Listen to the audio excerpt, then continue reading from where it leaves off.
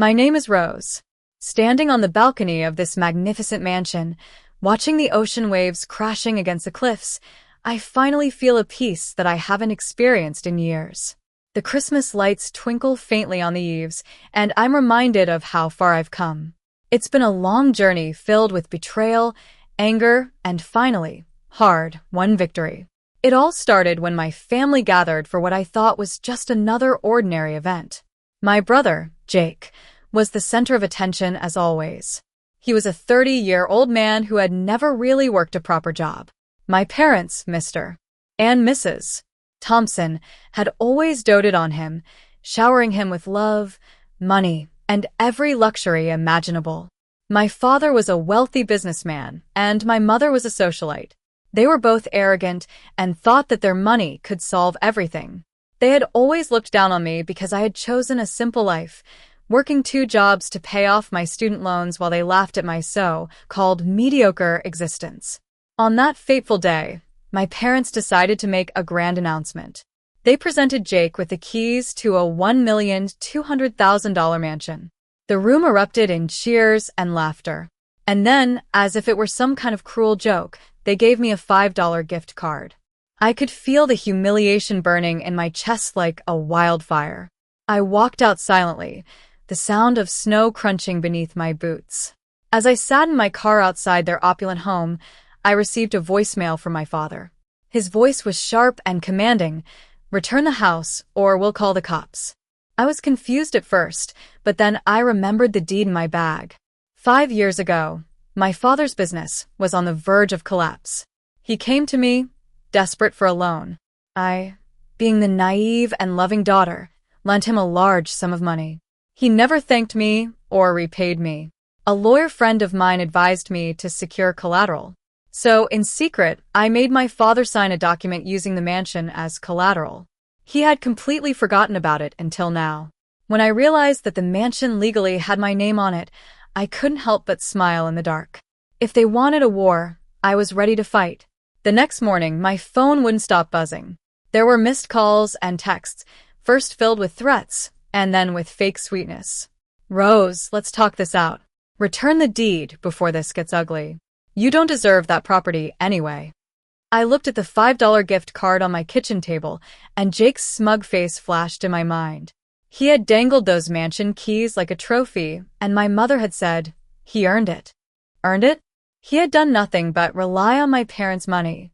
By afternoon, my parents showed up at my apartment uninvited. My father pounded on the door with his fists. "We can handle this quietly, Rose. Don't make a scene." I opened the door just a crack to see their red, frantic faces. For once, they were the ones begging. I leaned against the door frame, calm and steady. "I'm not giving it back. Not now, not ever." My mother gasped as if I had slapped her, and my father's jaw twitched. Jake hovered in the background, too much of a coward to say a word. For the first time in years, I wasn't the embarrassed one. They were, and this was just the beginning. As the days passed, their tone changed. The voicemails became pleas. "Sweetheart, your brother has a family. He needs stability. Think about how selfish this looks. You don't even know how to handle a place like that. Be reasonable. Sign it over. We'll make sure you're taken care of." It was as if they were treating me like a stray dog they could toss scraps at. I decided to visit the mansion. The air was filled with the smell of pine and cinnamon, a staged luxury scent that made real life seem fake. A silver bow still hung across the garage, and the driveway sparkled with imported stone. For a moment, I wanted to cry. This house wasn't just bricks. It was proof that I had finally turned the tables after years of being laughed at and ignored. Inside, I walked through each room. The gleaming hardwood floors, the chandelier that sparkled like stars, and the balcony with ocean views. My heart didn't ache. It hardened. I sat at the mahogany desk in the study, pulled out the title deed, and whispered, "My name is on it. Not his. Mine." That night, I called my lawyer. "File the notice. Block any transfer attempts, and check for hidden liens." He chuckled and said, "You've been waiting for this, haven't you?" "Yes," I replied, "for years." The next morning, the family group chat went crazy. Screenshots were flying in from relatives, friends, and even my father's business partners. Word had spread that the mansion wasn't gifted to Jake. It was legally mine. There was a deafening silence from my parents. And then, at 7:02 p.m., I received a text from Jake. "You'll pay for this." His threat was far from empty. The next morning, I got an email from the HOA saying, "Unauthorized occupant reported. Ownership in dispute. Investigation underway." I smirked. He had gone to the board, trying to paint me as an intruder in my own home. But my lawyer had already filed the deed with the county clerk, making it public record and irrefutable. That night, I parked my car outside the mansion, waiting in the dark. At 11:46 p.m., a moving truck pulled up. Jake hopped out, his face red and his veins bulging. Behind him were my parents, arms crossed, looking smug. They really thought they could take the house by force. I stepped out slowly, phone in hand, recording. "Evening," I said. "Need directions? Because this isn't your house." My mother hissed, "Stop embarrassing us. Hand it over before this gets ugly." I tapped the document app on my phone and showed them the title deed. Filed. Stamped. My name, not his. My father lunged forward, but stopped when I said, "And this conversation is already uploading to the cloud." Their faces dropped. Rage and panic mixed on their features. They weren't used to being cornered. Jake kicked the moving truck tire, cursing under his breath, and spat. "You don't deserve it. You've always been nothing." I smiled and replied, "Funny. Nothing usually doesn't own a $1,200,000 mansion." My mother snapped, "Fine. Enjoy your precious house. But don't come crawling back when you're alone." They left in a storm of headlights and dust. But I knew it wasn't over. Less than an hour later, an unknown number called. A deep, menacing voice said, "We need to talk about your brother's debt." He told me that Jake owed them $200,000 and that my address was on record as collateral. I wasn't going to be intimidated. "That's his problem, not mine," I said. The man chuckled darkly. "Family always pays." After he hung up, I checked the county records again. Sure enough, there was a lien attempt from weeks ago under my name. Jake had forged my signatures. He had been planning to use this mansion as collateral long before I even asserted my rights. I was furious. I called my lawyer immediately. "Freeze everything. File a fraud alert. Notify the sheriff and get me every single document with my name on it." By noon the next day, I had a folder full of fake loan agreements and bogus contracts with my signature scrawled all over them. I knew my parents had to be involved. That night, I drove to their house. Jake's BMW was parked crookedly in the driveway, and loud music was blaring from inside. I rang the bell, and my mother answered. Her eyes narrowed. "You look tired," she said. "Keeping up with your new life already?" I held up the folder and smiled. More like cleaning up his mess. Her smirk faded. My father appeared behind her, tense.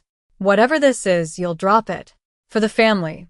I leaned in closer, my voice cold and sharp. "The sheriff will be here tomorrow morning. I suggest you prepare yourselves." They had no comeback.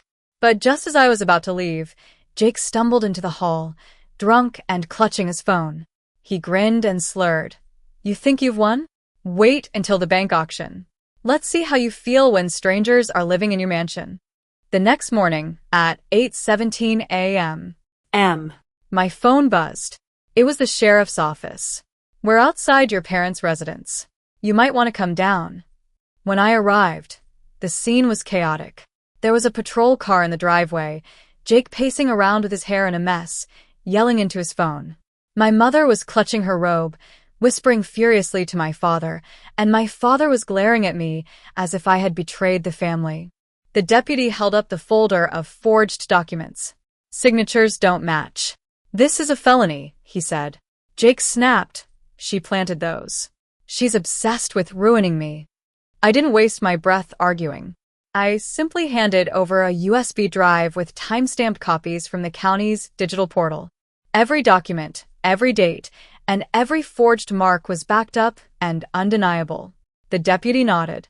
We'll escalate this. Ma'am, you're clear. Sir, you'll need to come with us for questioning. When the cuffs clicked onto Jake's wrists, my mother let out a wail. You can't do this. He's our son. Her words cut deep, but not in the way she intended. I was standing right there, and yet I was invisible to them again. As the patrol car drove away, my father turned to me with venom in his eyes. You've destroyed this family for a house. I met his gaze steadily. No, Dad. I just refused to let your favorite destroy me. That night, as I sat by the fireplace in my mansion, I knew they weren't done. True to form, at 11:42 p.m. My phone lit up with an unknown number. A voicemail dropped. You think the law protects you? You don't know who you're really up against. I played it twice. The distorted, threatening voice was unfamiliar.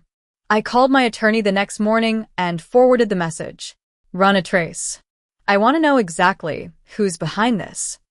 Hours later, I got the answer, and it chilled me to the bone. The call had come from a burner phone purchased with my parents' joint account. They weren't just enabling Jake, they were actively using outsiders against me. That evening, I drove back to the house where I grew up. The front yard was filled with cars, and there were friends, neighbors, and even church members inside. It was a staged gathering for sympathy. My parents were sitting there with smug expressions, and Jake, out on bail, was sulking in the corner. My mother started, You think money and paperwork make you better than us? We've spoken to people who can fix this. You won't win. I let the silence stretch, then slid a manila envelope onto the coffee table. Inside were printed bank records of the burner, phone purchase, cash withdrawals tied to my father's signature, and emails they thought I'd never see. My mother's smile faltered. My father's face turned red.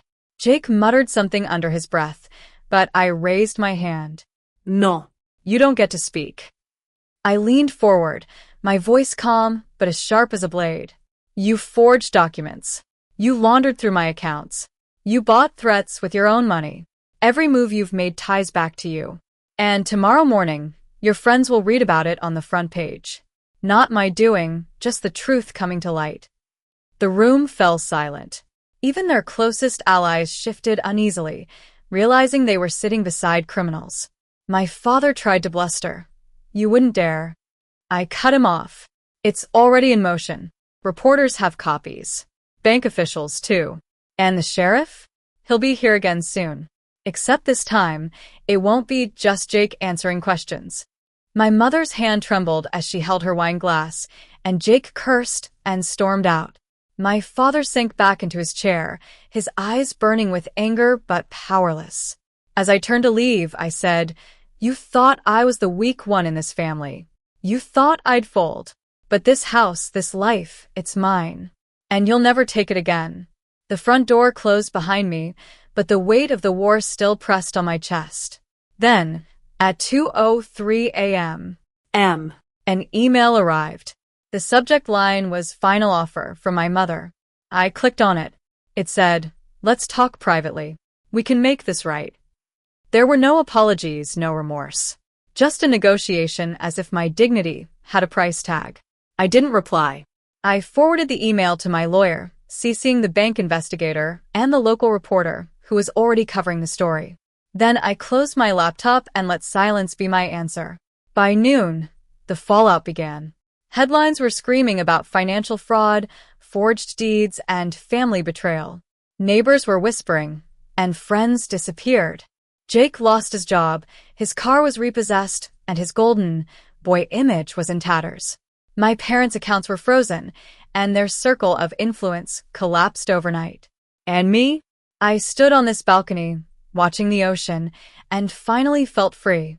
I had spent years begging for love, recognition, and fairness. But no more. I wasn't their embarrassment, scapegoat, or backup plan. I was free, and as the Christmas lights twinkled, I whispered my gratitude for the strength to cut them out once and for all.